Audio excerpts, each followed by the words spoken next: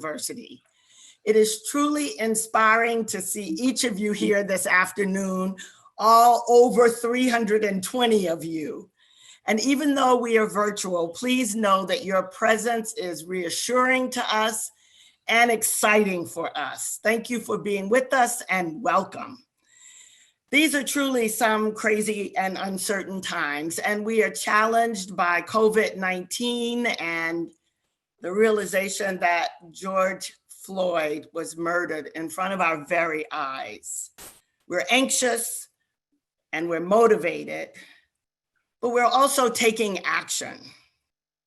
And even though we're in the midst of all of the wrongs, we are daily taking action to right these wrongs.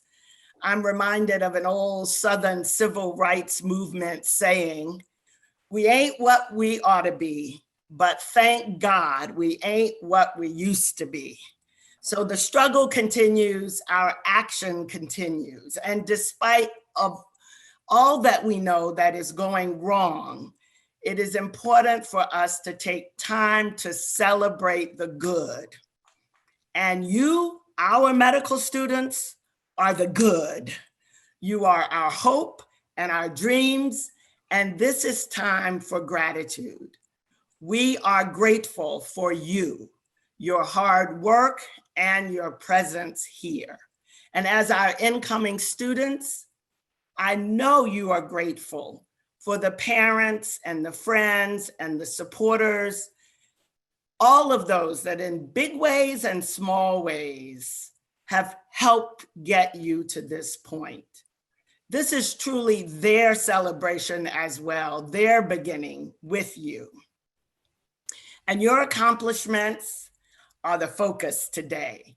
The distance you've traveled to get to this point deserves recognition, deserves celebration, not just by you and us, but also by your friends and families. This is a time for gratitude and celebration. And I welcome you to this much needed and much anticipated celebration with you and your families and friends. I now introduce to you the president and CEO of our university, Dr. David Carlyle.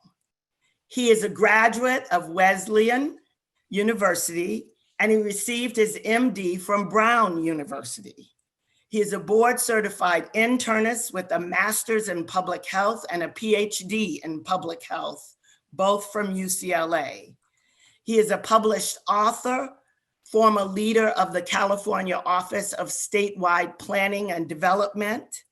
He is in his 9th year of his tenure as our president and CEO, and he is the one who continues to lead us through a dynamic growth phase here at CDU. So welcome, and I turn the program over to our president, Dr. David Carlyle.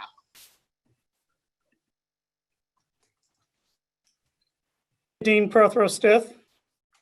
Thank you, Dean Prothero-Stith. It is great to see you and everyone else who is joining us on this call this morning. Hello, Geffen Dean Kelsey Martin as well, and greetings to all of our incoming medical education program class of 2020.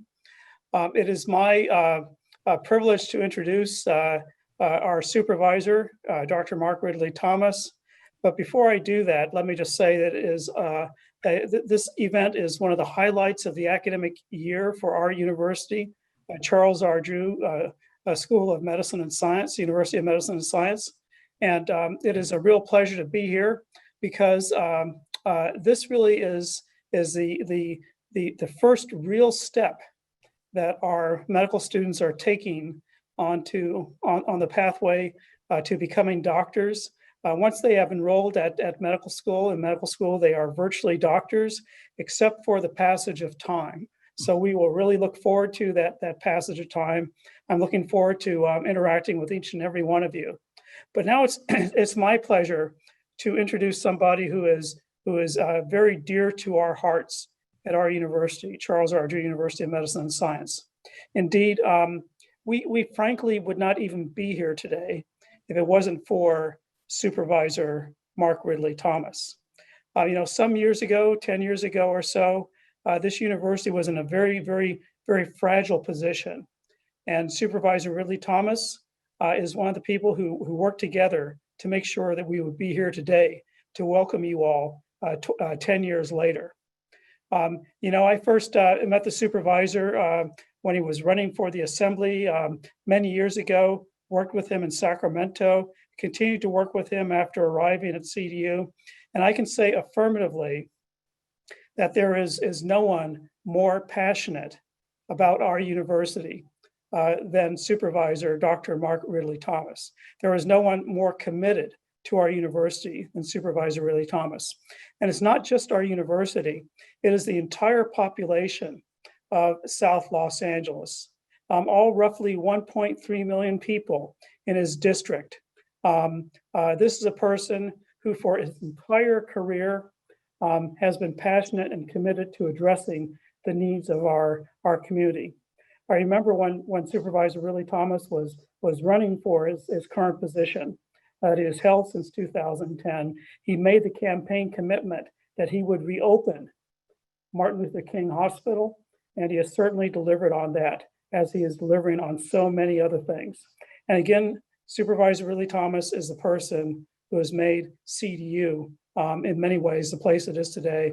I just want to say thank you, Supervisor, for all that you've done, not just for our university, but for the entire community around our university, everyone you serve, and indeed everyone in LA County, the state of California, and especially our students in our medical education program. Now I bring you LA County 2nd District Supervisor, Dr. Mark Ridley Thomas. I believe we lost the supervisor. I think he is there, but needs to be unmuted. So we're working on the technical aspect of it. Just give us 1 minute here. I think we may want to proceed, and when we're able to get the supervisor unmuted, we can come back and have him speak with us. I see that Dean Kelsey Martin is with us this afternoon. She is Dean of the Geffen School of Medicine and our partner in the medical education program. I am pleased. She's an esteemed, internationally recognized scientist, but I'm also very pleased to call her a friend and a colleague. So Dean Martin, I'm going to ask that you bring us comments.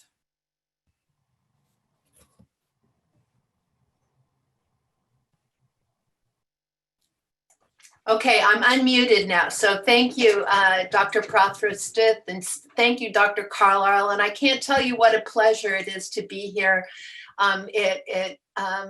I agree, we need to celebrate, and it gives me joy to see all of our incoming students just in the gallery of images, and many with their families, because indeed this is one of my favorite events of the year. And it's so special at CDU because the families are there, the loved ones, the ones who've really, upon whose shoulders our incoming class stands. So as the Dean at the David Geffen School of Medicine, I'm just delighted to welcome you and your loved ones to a new academic home. And it's a rich training ground that has really prepared and inspired generations of distinguished physicians and physician scientists who've improved the health and the well-being of our local and our global communities.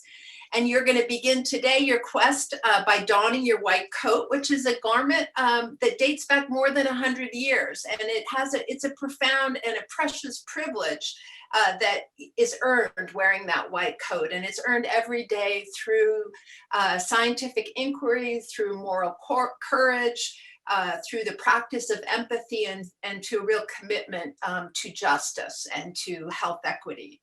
And since 1978, UCLA has partnered with Charles R. Drew University of Medicine and Science to operate the Drew UCLA Medical Education Program, which is a unique joint medical degree program that trains physicians who are dedicated to healing underserved communities and addressing healthcare disparities. During your time here, our joint medical program will provide you with the skills and expertise and the opportunities to become physician leaders who are going to advance the scholarly and humane aspects of medicine. Who will stay grounded in data and constantly reevaluate the way that we provide the best care for those in need. Students who, above everything else, will have the moral courage to do what's right in every situation, no matter the circumstance. And at the same time, we look to you, to you as medical students, to enrich and to engage our CDU and UCLA communities through your unique backgrounds, experiences, and contributions, your passion, your advocacy, and your curiosity. So you're entering medicine at a time where we need you more than ever. We need you. I think COVID-19 has illustrated the tremendous need and dependence of humanity on science and medicine. And you are, as Dr. Prothros just said, you are the hope for the future. And so I couldn't be more honored to welcome you. I look forward to getting to know all of you in the coming years. And the most shocking thing of all is that in the wink of an eye, I'm going to be seeing you again at commencement. But in the meantime, I look forward to getting to know all of you and to being available to help support your career and your training. Welcome. So apologies for the technical difficulties we are having. We have located the supervisor, I believe. He's been with us the whole time, listening and hearing our comments and remarks. He is among the 391 of you. And I believe he just raised his hand so that we can find him. Again, apologies for the technical difficulties. Supervisor, I can now see you by video. Yes.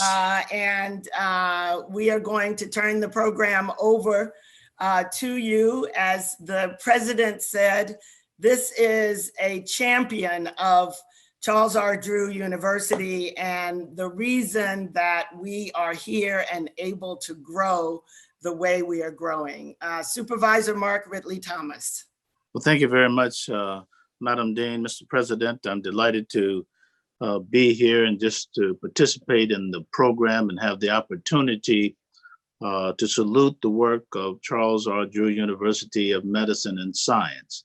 I'm all in, and I invite others to do likewise. For more than 2 decades, the person who I have the privilege to introduce has distinguished himself as a fierce advocate and a trailblazer across the nation. He is none other than Dr. Garth Graham. And he's been on the front line doing the work that needs to be done. And we respect him for that. Speaking and preaching and practicing what it means to engage in the equitable outcomes and to assuage disproportionality and all kinds of healthcare disparities. In this fight to ensure health equity, I'm constantly reminded of what Dr. Martin Luther King Jr. himself said more than 50 years ago. It's on the building right outside Keck on the campus of the university. And I quote, "Of all the forms of inequality, injustice in healthcare is the most shocking and inhumane," end quote. This is still relevant today, as we well know, as we confront one of the most devastating public health crises in modern history. Here on our very own doorstep, we're fighting a global pandemic of unprecedented scale and impact that continues to exacerbate racial and economic disparities in healthcare access.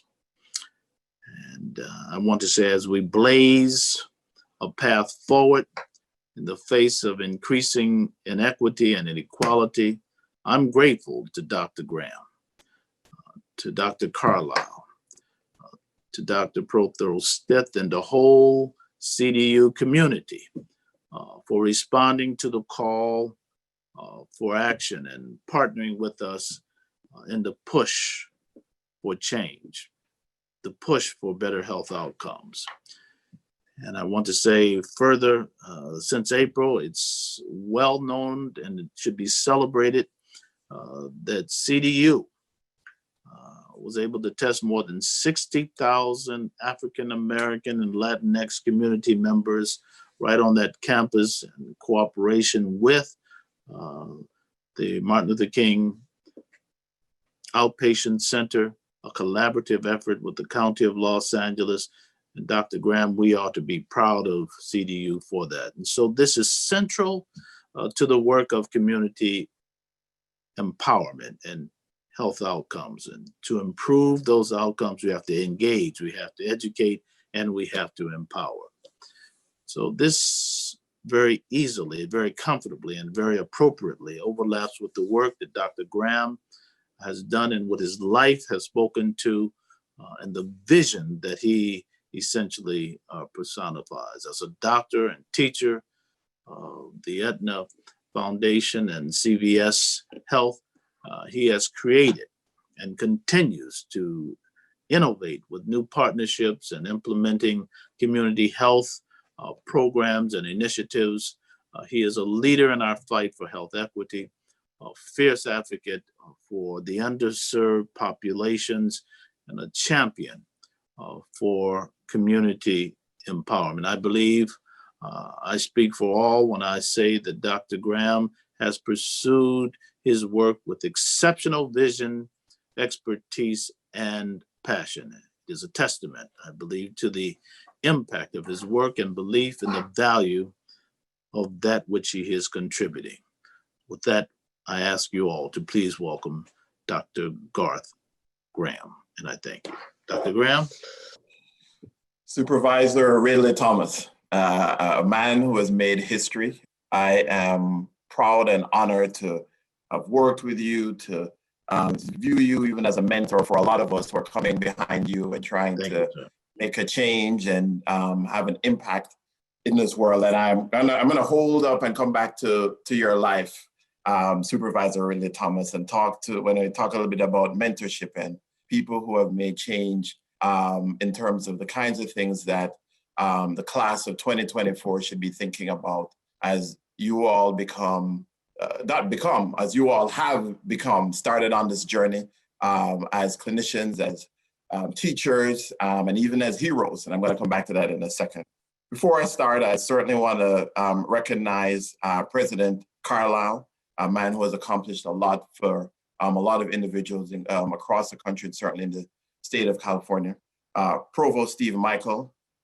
Certainly also want to recognize Dean Kelsey Martin, Associate Dean Daphne Kalm, who runs the program, and my longtime mentor, Dr. Deborah Prothero-Stith, who you are going to be meeting and working with her in terms of all the students, and she herself is an example of history and greatness. Let me start off by telling you a little bit about yourselves before I talk a little bit about my own personal journey. You know, this 39th class, a class of 2024, is a class of history. You're coming in, as Supervisor Ridley Thomas said, not only just in terms of a historic moment, but you're history making just in terms of the trail that has been before you, the history of the institution you're entering, the kinds of people who have been a part of this institution, the things that they have done for the country. I see many of you sitting with your families, and your families right now should be both reassured, if not awestruck, of the kind of place that these young, and I can say young, because I think I'm old now, these young folks are entering in terms of just the kinds of impact that Charles Drew University has had on the community and nationally for a while. So in terms of the rest of your class, this is truly a multicultural class representing all that is good about not just Los Angeles County, but all that is good about our country.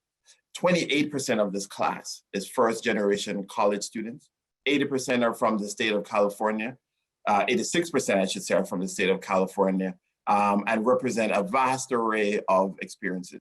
There are actually folks here who were born at the King Drew Medical Center and another student who was born at the Olive View Medical Center. And one even attended the King Drew Medical Magnet High School. So we're talking about people that are part of the community, part of the fabric, and I think, quite frankly, going to be what happens in terms of change. You know, Supervisor Ridley Thomas, as well as Dean Prothero-Stith and President Carlyle mentioned this moment in history. One of the things you all should understand now is medicine has changed. Medicine has changed so dramatically just over the past couple of months. You know, I still practice medicine as a cardiologist, and a couple of months ago, I should say, about 6 or 8 weeks ago, when I was coming out of the hospital, people were standing up and clapping. I want to tell you, as long as I've been in clinical medicine, I have never had a standing ovation just walking past people in my life. And the reason they were clapping is because we're all thought of as heroes now. So all of you are entering the profession of heroism. You're entering the profession where people view you not just as regular individuals. You are now putting on capes. That white coat is representing what the world is looking for, both for where we need to get out of things currently, but also where we need to go. And it's amazing what it's like now to become genuine heroes. That's a kind of training you're going to be embarking on, but that is how you're going to be viewed. Part of what you'll learn and your family will learn as they have worked so hard to bring you to this point is once you enter this profession, from this day on, your life will be different. People will view you differently. They'll expect a lot from you. They want you to not just be their healers, their caregivers. Many of you will expect them to be their teachers. Many of your patients will expect you to save their life, quite frankly. You're going to be in places and being a part of people's lives in a way that you could never imagine. You're going to be touching people at their brightest hour and at their darkest hour. You're going to be touching people when they need your brilliance, they need your life experiences, they need everything you can bring to the table right at that moment.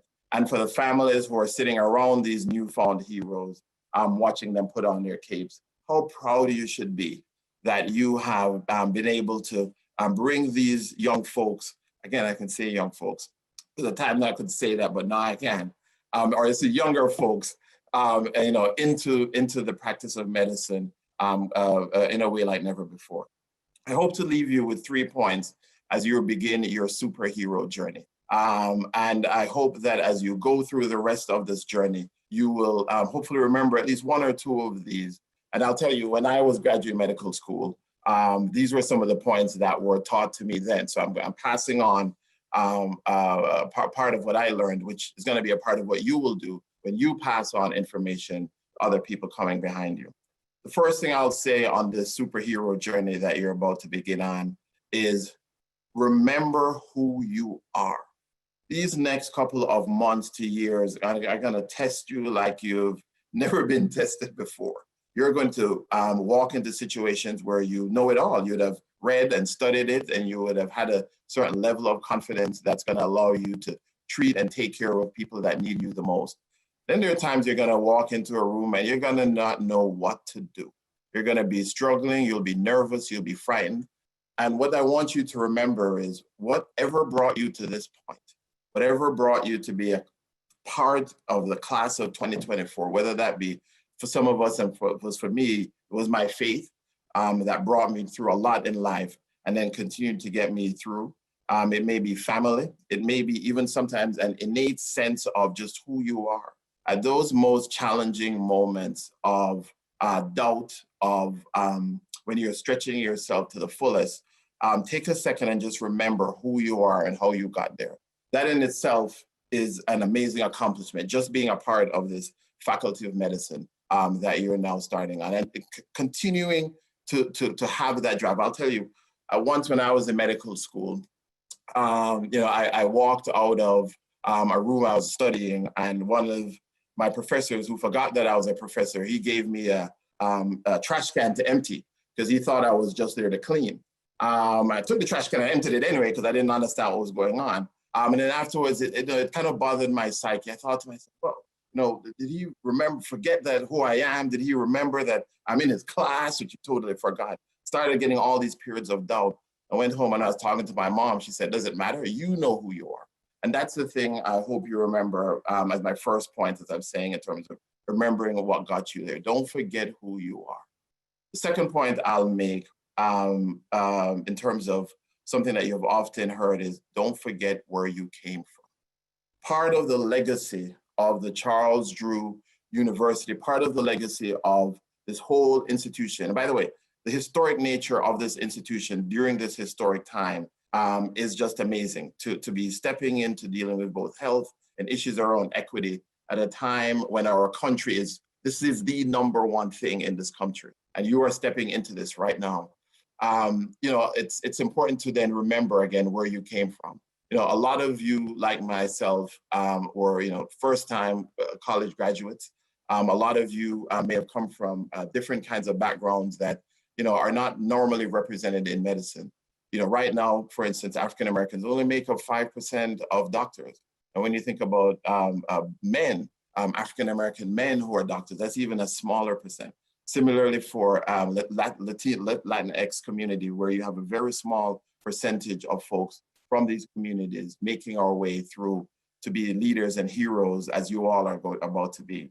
But the unique thing you have is that perspective, that background, that insight, that understanding of all the kinds of challenges that our communities have been through. And that's what this country needs more than ever. In fact, not just this country, that's what this world needs more than ever during this most challenging time. So it's a part of, like I said, issue number one, to remember, it's a part of who you are, but it's also a part of remembering where you come from. When I'm looking at the families sitting in the room with many of the students here today, I think you all have created that person.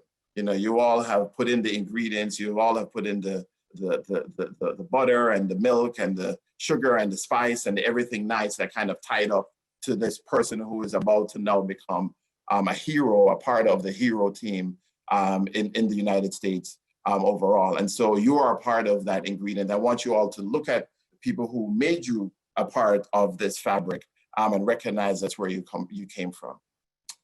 The last thing I'll tell you, and it goes to thinking about how you make a successful future, is remember that you are walking on the shoulders of many other people. Utilize mentors, reach out to folks. Dr. Prothero-Stith, your dean, I used to read about her before I even met her. I used to read about Deborah, and I used to think of she'd be one of those people who I hope to emulate in life. And when we first met and she started mentoring me through a lot of different things in life, it was just amazing to have that understanding, that history, not to repeat the same mistakes, understanding how to navigate systems. And so this concept of reaching out and having mentors is important. My life has taken me from where I grew up through a variety of different challenges to getting into medical school, graduating medical school, becoming a cardiologist, training even further, becoming an interventional cardiologist. I then entered the Obama administration, worked, and then now to my role at CVS Health, where quite frankly, I'm in charge of all of the health and community aspects that CVS is doing across the country. We touch most Americans every day. We have CVSs in 10,000 communities across the country. Most Americans live just within a couple of miles. And we have the ability to influence and do things and are doing things, especially during this pandemic, like never before. And I would never have gotten here to have this opportunity if I didn't, one, remember who I was during those kind of most challenging moments. Two, remember where I came from, looking at my mom, looking at my dad, looking at the kinds of people in my family. One of the most inspirational moments I had in my life, was when my mom got to meet the president. You know, there was an event at the White House, and all of us who were in the administration, we all got people to, you know, we all had to bring somebody, and people brought their wives, and I wasn't married then, so I brought my mom. And when I was walking in, the guy said to us, "Oh, how honored you all must be to meet the President of the United States." And I said to the guy, I was like, "No," I said, "I hope the President of the United States is really honored to meet my mom." And the reason is because she was the really important part of my life. The president is a wonderful gentleman. Of course, we all miss him. Let me just put it that way. And wish a lot will change. But beyond that point, the thing to remember there is those people who have invested in you can take you places like you've never imagined. And who would have thought that would have been in the Oval Office, me, Sybil Graham, and the President of the United States taking pictures. And that's a kind of opportunity that comes with having confidence in yourself, having confidence in where you're coming from, but then more importantly as well, being smart, having mentors, understanding how you navigate, whether you want to become a primary care physician, a researcher, a health policy administration person like myself, or quite frankly, a civil rights leader like Supervisor Ridley Thomas, who, when you meet him, is a very humble person, but my goodness, the kinds of things he has done to shape LA County, to even shape the national discussion about all of these things, is another person who we all, you, me, should always kind of have in our minds in terms of aspiration and impact. And the whole thing to understand here is that as a class of 2024, as I said before, you are entering a hero's journey. You don't need to do it alone. You need to have that vision of who you're looking forward to, people you may want to be like, or you may just want to be yourself, whichever one. But more importantly, the core factors. Don't forget who you are. Don't forget who brought you here. Don't forget the people who invested in you to put on this cape like you're doing today. And then don't go the road alone. Rely on people. You know, reach out to mentors. Reach out to. You have a lot of greats around you. Again, in Dean Prothero State, who was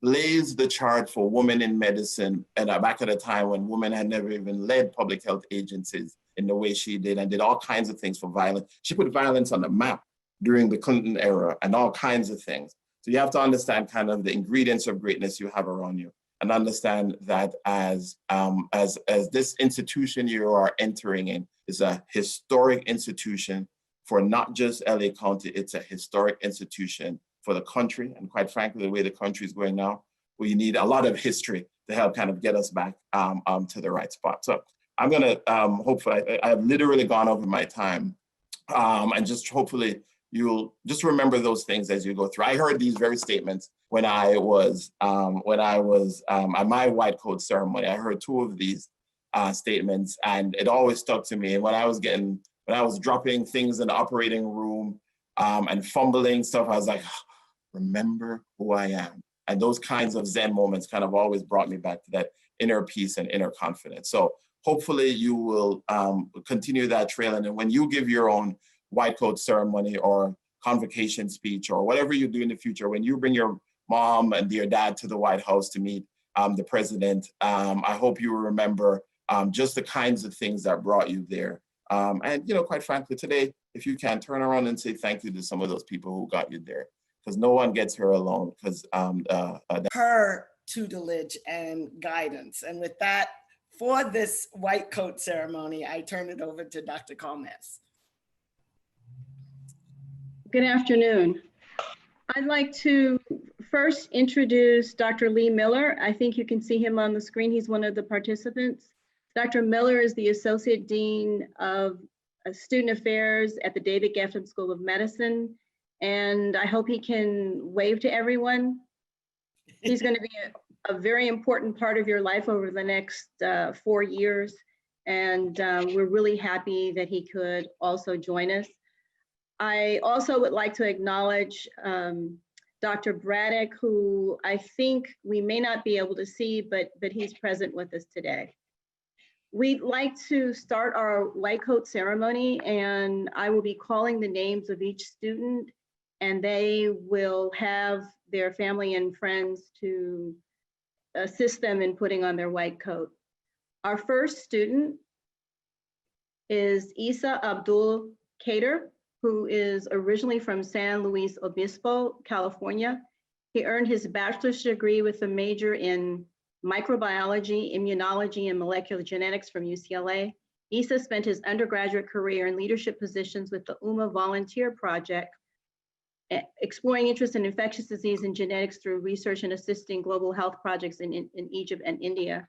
And he was assisted by his mother, who is a graduate of the Drew UCLA Medical Education Program.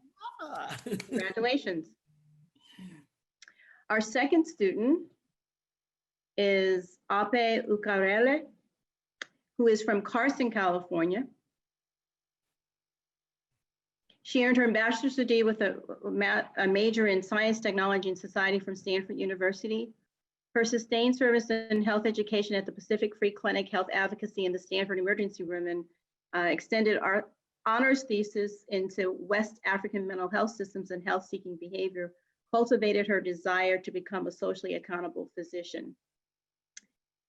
Ope would like to thank God for making this possible, her family from all over the world, her mentors, teachers, and friends and peers. It truly takes a village. Ape is being assisted with her white coat by her parents and her younger sister, Lola. Congratulations.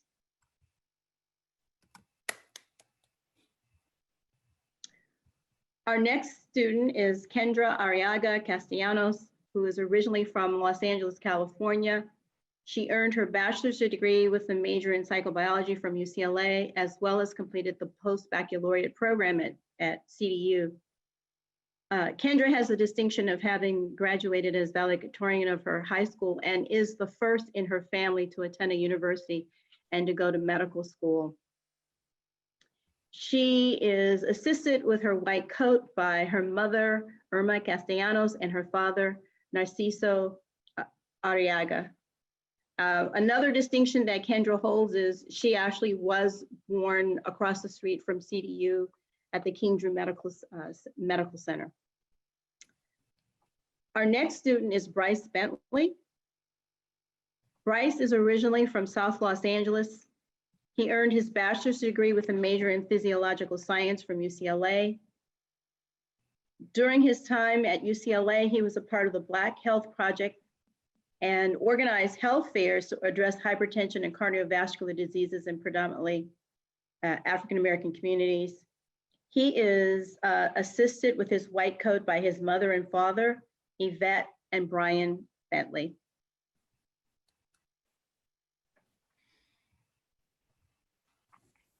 Our next student is Erica May Bernardino. She was born in Okinawa, but now lives in San Marcos, California with her family. She earned her bachelor's degree with a major in biochemistry and cellular biology and a minor in music from UC San Diego and graduated summa cum laude. She would like to thank her friends and family for their endless support, especially her mother and father, Robert and Idra Bernardino, for their many sacrifices. She says that she feels so blessed to be their daughter. They are assisting her with her white coat today.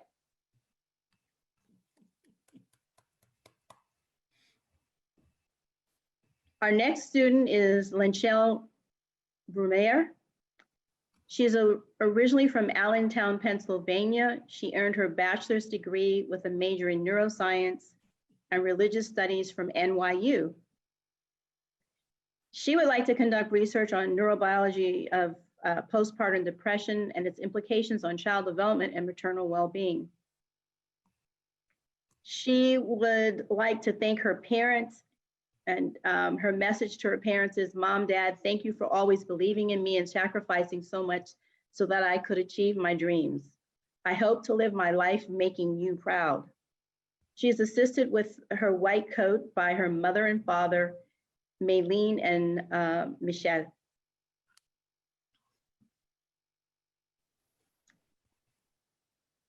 Thank you.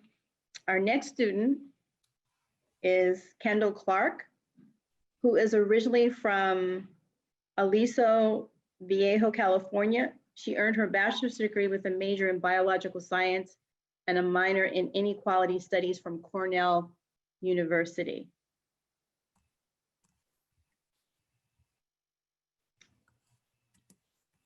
While at Cornell, Kendall committed her time to pursuing scientific research and organizations on campus that advocated for social justice.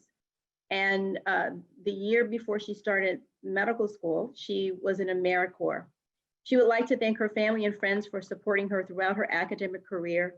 She is being assisted with her white coat by her mother, Bree Dewey, and her father, JL. Congratulations. Our next student is Daniel Cordova, who is originally from Los Angeles. He earned his bachelor's degree with a major in political science from UC Davis. He has spent the last 4 years working in the Clinical Research Center at the UCLA Stein Eye Institute. And he is being assisted today by his friends, Catherine Antonio and Miles Orr.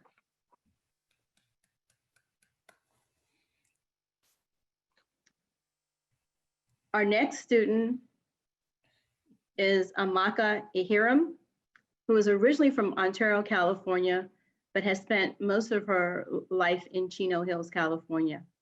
She earned her bachelor's degree with a major in public health sciences from UC Irvine, and has spent the last year working as a health coach at the UC Riverside School of Medicine, serving as an advocate for patients with diabetes and other chronic diseases. Amaka is being assisted with her white coat by her mother, Bibian. Our next student is Jose Galvez Hernandez, who is originally from San Salvador, El Salvador. He earned his bachelor's degree with a major in biochemistry and molecular biology from the University of California, Davis. He is being assisted with his white coat by his mother, Norma Hernandez. Our next student is Samantha Garcia, who is originally from Los Angeles. She earned her bachelor's degree in health promotion and disease prevention studies and master's degree in global health from the University of Southern California. Most recently, she was engaged in health education at Children's Hospital, Los Angeles.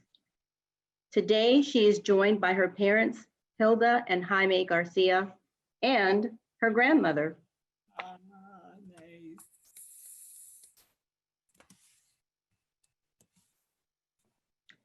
Our next student is Dana Grundy, who is originally from Los Angeles. She earned her bachelor's degree with a major in health promotion and disease prevention from the University of Southern California. She also completed the post-baccalaureate program here at CDU. She is being assisted with her white coat by her grandmother, Juanita, and her grandmother, Mattie. Nice. Our next student is Jose Armando Guerrero, who was originally from Lompoc, California. He earned his bachelor's degree with a major in physiological science and a major in biomedical research from UCLA. He is living here now in Los Angeles, and although his parents, Jose Armando Guerrero and Olivia Guerrero Rodriguez, are not able to assist him with his white coat, he wants them to know that while they are watching, that he gives them much appreciation and gratitude for assisting him in making it to this point. Congratulations, Jose. Our next student is Stephanie Hernandez, who is originally from Sylmar, California. As a first-generation student, she earned her bachelor's degree with a major in psychology from UCLA. Prior to medical school, she worked in research with a focus on Latino health, social determinants of health, and medical education. She would like to thank her family, friends, and mentors who believed and supported her along the way. Stephanie is being assisted with her white coat by her mother, Maria, and her 4 sisters, Christina, Kimberly, Jennifer, and Cynthia.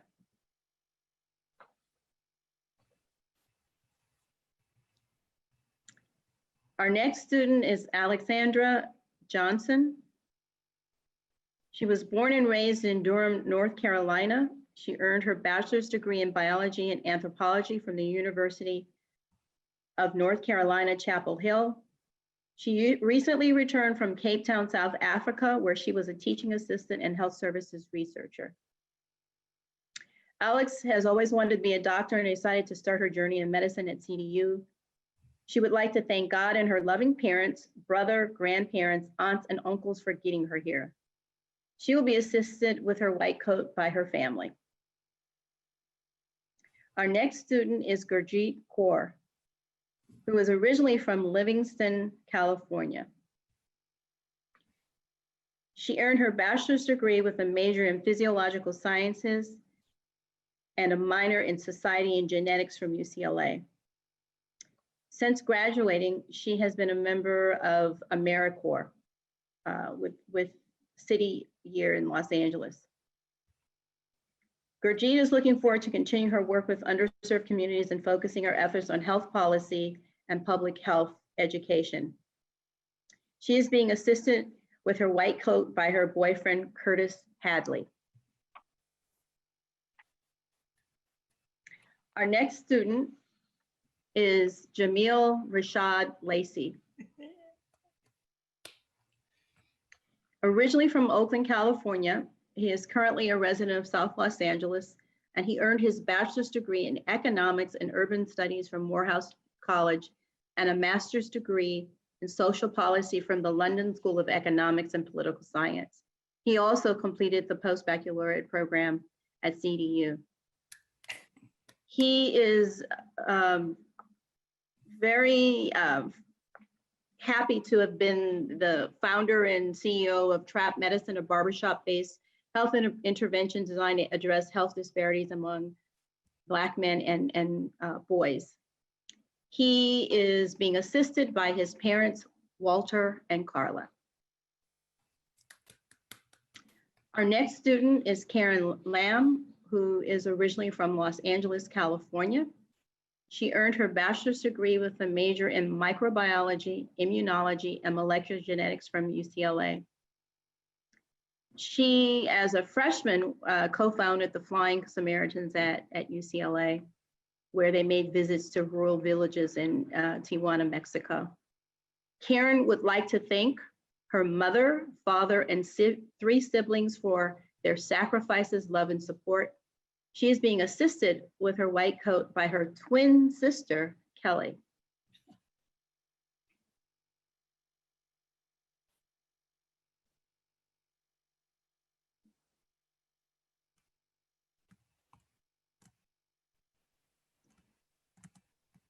Our next student is Carlos Maturana, who was originally from Cartagena, Colombia, but grew up in New York City.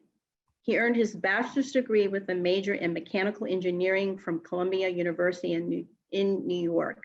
He also earned a master's degree in engineering from UCLA. Before coming to CDU, Carlos spent over 11 years in active duty as a pilot in the United States Air Force. Carlos married his college sweetheart, and they have 2 rambunctious little girls that keep Carlos and his wife active and young. Carlos is being assisted with his white coat by his wife, Minha Maturana, and his lovely daughters.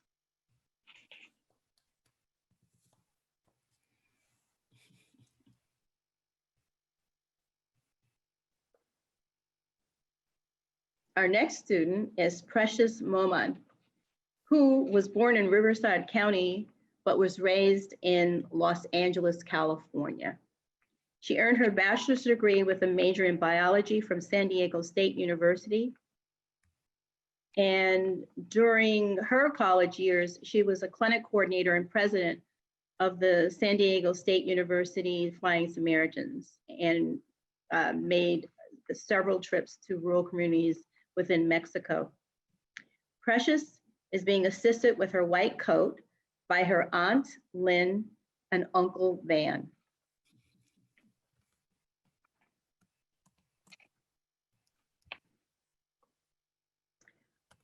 Our next student is Nabil Munchi. He is originally from Las Vegas. He earned his bachelor's degree with a major in physiological science from UCLA. He is the first in his family to not only go to medical school, but to also graduate from college.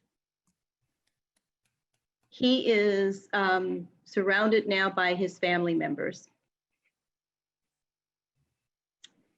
Let's see. Our next student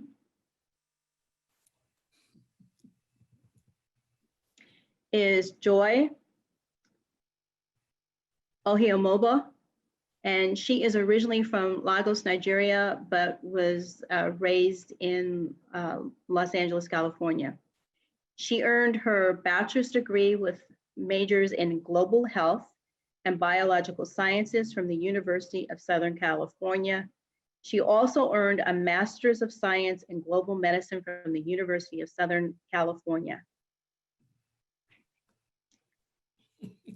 She is being assisted with her white coat by her mother, Uziamako Ohiomoba, and her brother, Habuka Ohiomoba.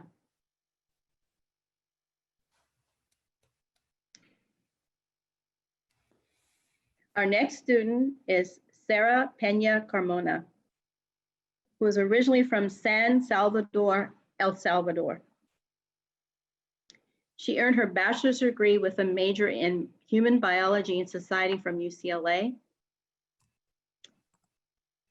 And she was an NIH Maximizing Access to Research Career Scholar at UCLA and has conducted research at UCLA and Northwestern University.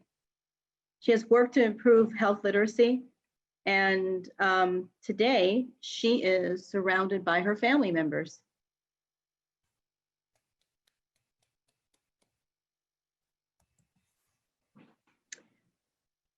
Our next student is Michaela Poppins, who is from Tea, South Dakota, where she graduated from Augustana University with a bachelor's degree in biology.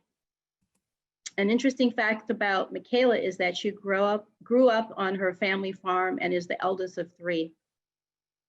She is assisted today with her white coat by her mother, Janae, and her father, Michael. I see that she has other family members there too. Congratulations.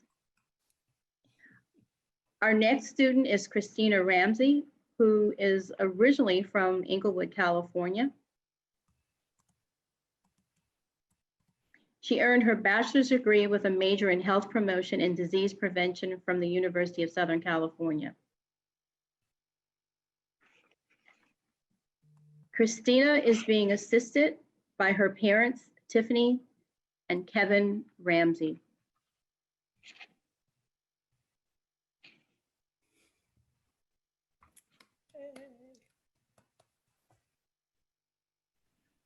Brownwind Stone was born in Wisconsin and grew up in the South San Francisco Bay Area. She earned her undergraduate degree from UC Berkeley with a major in molecular and environmental biology. On her path to medicine, she's worked in fields ranging from agriculture to water treatment to education. She is being assisted with her white coat by her sister-in-law, Lindsay Babbitt.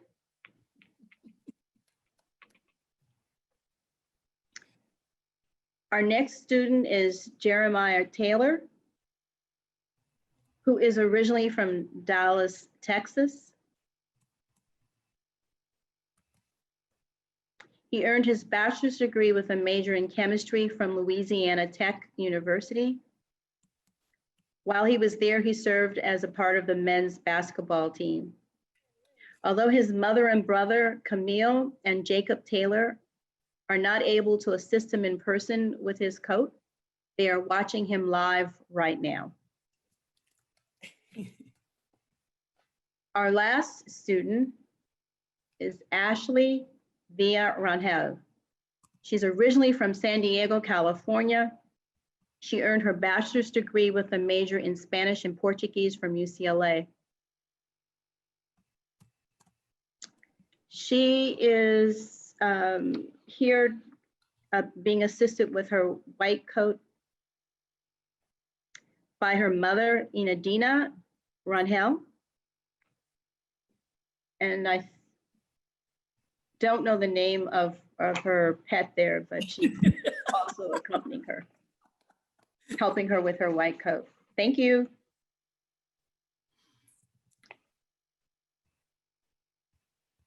And now I'd like to introduce our student speakers.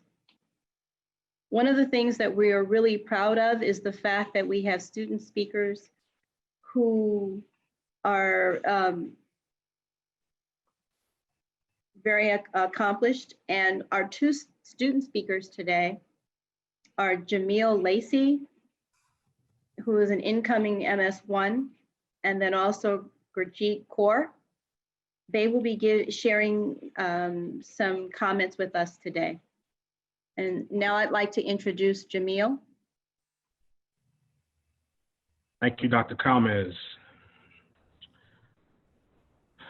To the Most High, my ancestors, elders, and family, to Los Angeles County Supervisor Mark Ridley Thomas, the CDU Board of Trustees, Dr. Carlyle, Dr. Kelsey Martin, Dr. Braddock, Dr. Michael, fellow Spellhouse graduate Dean, Dr. Prothro Stith, Dr. Galvez, Dr. Miller, CDU faculty, staff, students, distinguished guests, loved ones, and to the entering class of 2020.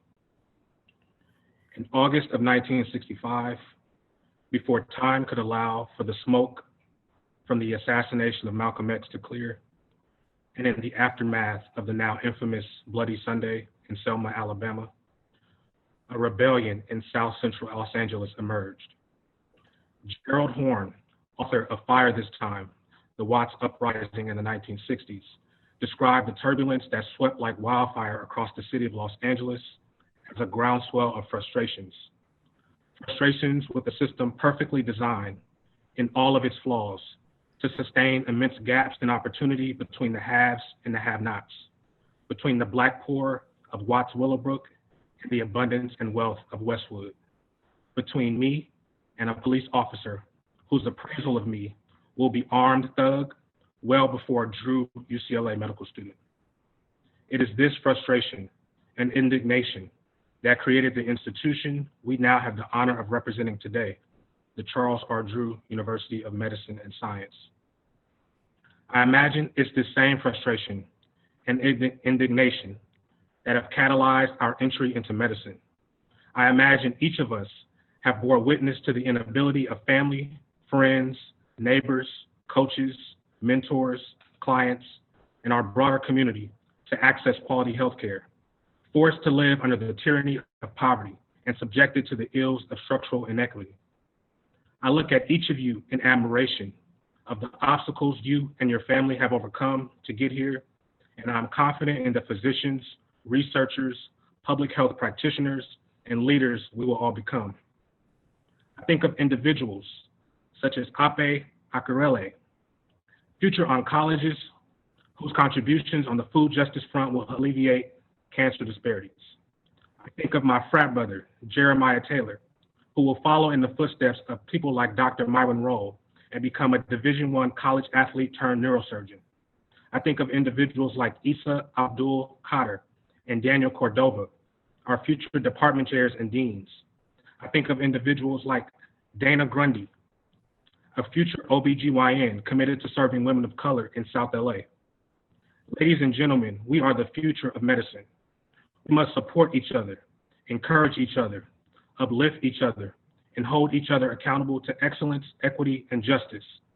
At the moment any of us begin to question whether or not to speak out against racial injustice, discrimination, inequity, or mistreatment in the classroom, clinic, OR, or boardroom, we must ask ourselves questions. Have we worked this hard to remain silent? Have we sacrificed time spent away from loved ones in a book, toggling through Anki decks and endless PowerPoint slides to simply remain complicit?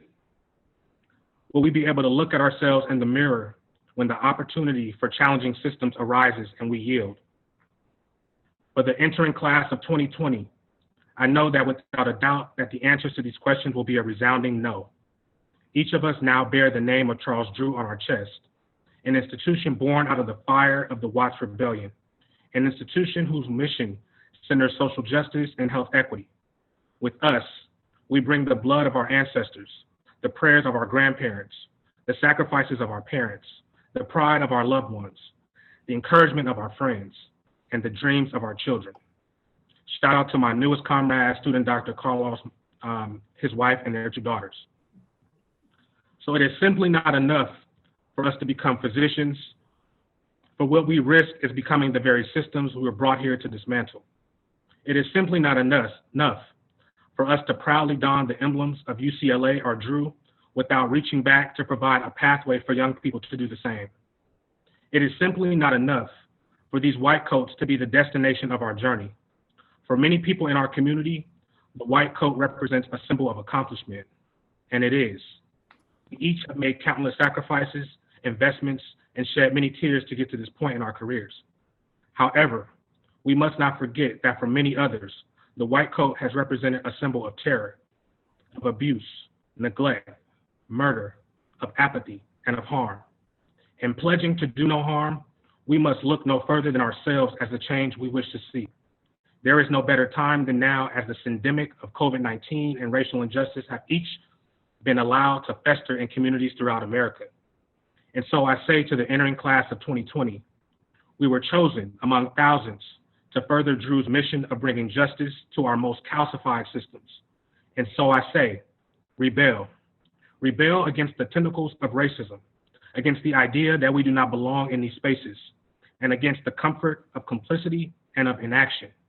It is your right, it is your duty, and fear not, because I will be there right with you in the fight.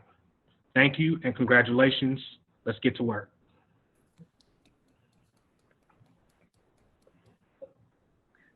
Our next speaker is Gurjeet Kaur.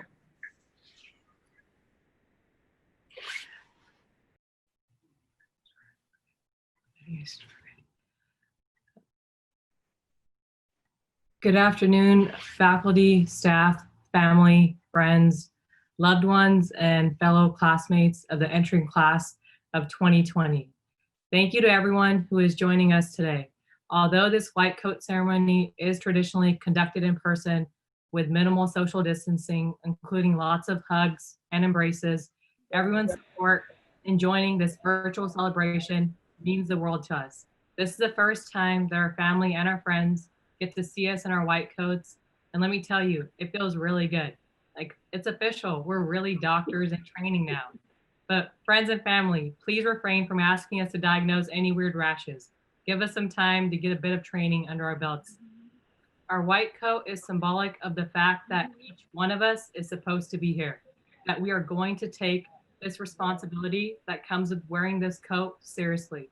We are the change agents working towards building the future that we have imagined. One without oppression, one absent of all the isms, one in which people love one another more than they hate one another, and one with high quality healthcare for all. I want to take this time to acknowledge how far each of us has come and how far we will continue to go. I truly hope that we take this moment to pause in this journey and enjoy the moment. Take this time to be proud of all the work that you have done, the person that you have become, and the difference that you will make in not only the field of medicine, but in our world. Mummy, Pape, aasa dile hai. Mom and Dad, this is for us. Tera tanbad kiti sadele kita, mele kita, hapile, bile na tarale. Thank you both for everything that you have done for me, Harpreet, Veer, and Tara. Sara din main kaam kardi thade mango, na thade mango dil kardi. Every day, I strive towards embodying your relentless work ethic and your non-judgmental compassion for any person you cross paths with. Tusi donne hai kaate main kardi ki main kardi. You both are my why. To my youngest sister, Harpreet, thank you for inspiring me to face my fears head on without hesitation. To my younger brother, Veer, thank you for showing me how to gracefully balance working hard while always remaining true to myself. To my youngest brother, Tara, thank you for continually challenging me to be the best possible big sister and for motivating me to never quit towards working towards my goals. To my boyfriend of almost 4 years, Curtis, thank you for being my rock in every sense and for believing in me when I didn't believe in myself. This year has challenged us all to grow more in touch with our humanity while remaining physically distanced. It has challenged us to reflect, learn, unlearn, and most importantly, to act, that we must always do something. Although much is unknown in terms of what our medical education and training will look like, I know that one thing is certain, that each one of us will commit to a lifelong dedication of action. I'm honored to be each of your classmates, and I'm looking forward to learning and growing with each of you all during these next 4 years. Thank you, everyone, and congratulations, my Drew family. Thank you, Gurjeet.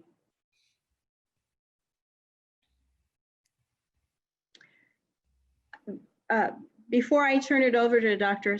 Steve Michael, who's going to give us our closing remarks, I just wanted to make sure that I acknowledge 2 other guests from our partners at the David Geffen School of Medicine at UCLA, and that is the Dr. Clarence Braddock, who's the Vice Dean of Medical Education, and also newly appointed Dr. Jason Napolitano, who is the Associate Dean of Curricular Affairs.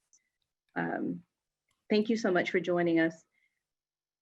I'd like to introduce our Executive Vice President of Academic Affairs and our Provost, Dr. Steve Michael, who's going to present some closing remarks. But I'd like to first acknowledge the great leadership that Dr. Michael has provided us. He has brought with him a great deal of experience because he was the former Provost and Vice President for Academic Affairs at Arcadia University for 5 years, where he was instrumental in establishing the College of Health Sciences, the College of Arts and Sciences, and the School of Global Business and the School of Education. He was also a full professor of higher education management at Kent University and has held several administrative positions while there. He is also and has been a part of the American Council on Education at Carnegie Mellon University and completed a fellowship at the City University of London and the University of Bath in England. He has a great deal of interest in international education and has been able to impart some of his wisdom to us because he has done a great deal of work with making sure that our university has a global spirit and welcomes diversity. So I'd like to introduce Dr. Steve Michael, who will give us our closing remarks. Dr. Michael? Dr. Kalmes. Thank you, Dr. Kalmes. Well, good afternoon, everyone. It is now my great pleasure to bring this program to a close, a very, very exciting program. I don't know if you can hear some of us clapping and cheering. This is the first time that we are holding this event remotely. And so because we are doing it remotely, you probably cannot hear those of us who are whistling and screaming and shouting, but I just want you to unleash your imaginations and understand that there are quite a number of us who are celebrating with you right now. So, but before I bring this program to a close, let me just start again by acknowledging the people who deserve it. First, let's start with the parents, the family members and friends who are joining you today. I want to say congratulations to all of you and thank you for supporting them. Indeed, whenever Dr. Kamel said that This individual is assisted by her mother. I look at those mothers, they look too young to be mothers to me. And then I just discovered that sometimes I get confused. I say, which one is the mother? And, you all look so young, and thank you again for supporting them. There are two times that are exciting in the life of a provost. It is when we welcome students in, and of course, when we do the commencement. So on top of the list of people to actually express gratitude to is somebody who I consider a very remarkable man in South LA. I didn't get to know him until about 5 years ago when I came here. Supervisor Mark Ridley Thomas is a man that has a signature on the life of the community in South LA, and certainly on Charles R. Drew University. I do not know many leaders, politicians that have such singular influence on the community as I have found in Supervisor Mark Ridley Thomas. Eloquent speaker, tenacious, visionary. Thank you for the work you are doing, sir. Dr. Garth Graham, thank you for the inspiring word, reminding us of who we are, where we came from, and what we should hold on to. And also our beloved family members, Dr. Kelsey Martin of UCLA, but part of CDU family, we love you. Dr. Clarence Braddock, Dr. Lee Miller, every time we do anything at CDU, you'll find them here. And of course, we have extended family across the road. In the Department of Health Sciences, Dr. Ellen Rothman, Yolanda Vera. These are individual names that you will get to know very soon because they are part of that secret sauce that the Dean talked about. Dr. John Fisher, Dr. Stan Frencher of MLK Community Hospital. All these are individuals that continue to work with us to make sure that we are what the founder dreamed us to be. And again, I want to say thanks to our student speakers. Aren't you guys proud of them? You know, I mean, wherever you are, just put your hands together again. Jameel, Lacy, and Gojerica, that was brilliant, brilliant speeches. Thank you very much. The Dean started by saying that this is a very difficult time, and the President also mentioned that. Charles R. Drew University is not the university that it used to be.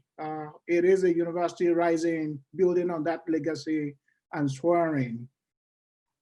Thank you, President Carlyle, for that vision that you have brought and the steady hand that continue to guide the institution. Indeed, it is a crazy time, but we have hope.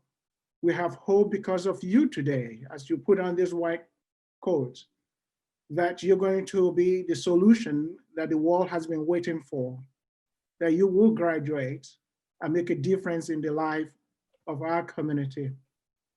Indeed, the university is different. Almost every university of medicine can turn out MDs and doctors, but few of them can turn out doctors that are branded to become leaders, branded to become advocates, and branded to become activists. These are things that you will find in that secret sauce we call the CDU advantage.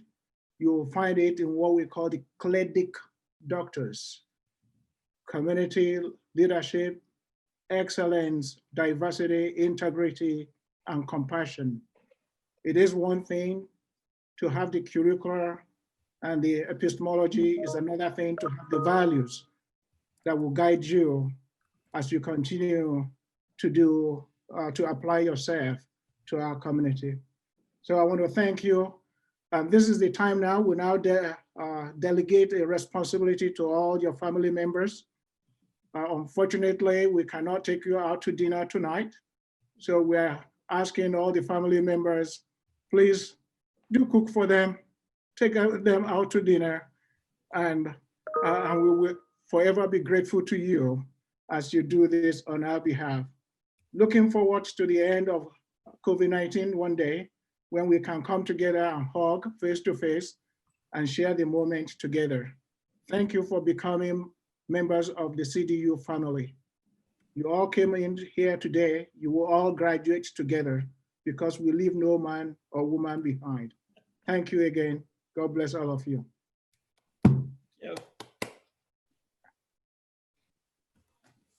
Well, that concludes our program. Thank you, Mr. Provost.